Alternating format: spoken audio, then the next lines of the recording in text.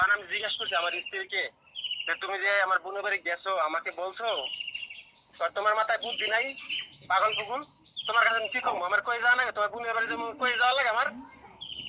হ্যাঁ, এই বলে আমি মোবাইল কাটিয়ে দিচ্ছি, ঠিক আছে। কাটার পরেও আমার 8-10 বার ফোন দিছে, ফোন দিছে,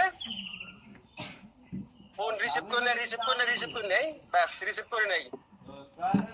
তখন বাজে রাত বাংলাদেশে 9:30 বাজে সকালে। এই পরিস্থিতি বুঝছেন। এর আগে 2 দিন আগে বলছে কি যে আমার 3টা বাচ্চা কাচ্চা আমি রাখিয়া চলে যাবো, তুমি কি পালতে পারবা? আমি বলে তুমি কি কও, আমি বলছি তুমি কি কও? হ, আমি এমন জায়গায় পড়লাম আমার কেউ তোমার খোঁজ দিয়ে পাইবা না। এ বলে আমি একটা গালি দিয়েছি যে 3টা বাচ্চা কাচ্চা তুমি কই যাবা। এই হচ্ছে বাস্তব কাহিনী। পরে আমার স্ত্রী কিন্তু ওই বাউসি আছে বুঝছেন, আমার স্ত্রীর বাউসি আছে, ওই বাউসি অপারেশন করেছিলাম, ওই জলিল ভার অপারেশন করেছিলাম, ওই বাউসি ঠিক হয়েছে। এরপর আবার বাউসি হয়েছে। হ্যাঁ, বাউসি হয়েছে।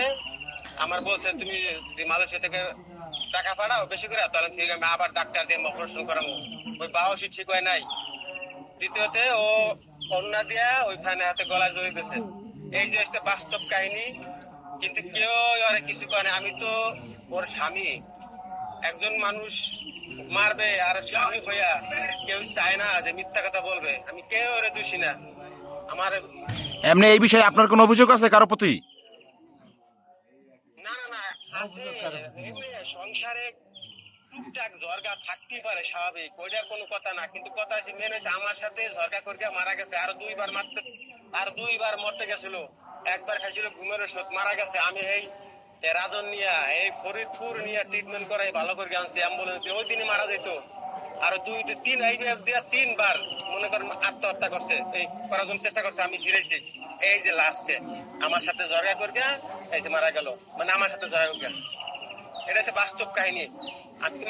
আমি কখনো মিশা কথা বলি না বুঝছেন। আমি ছোটকাল থেকে আমার 5 এলাকা 6 এলাকা মানে সবাই আমার ভালো পায়।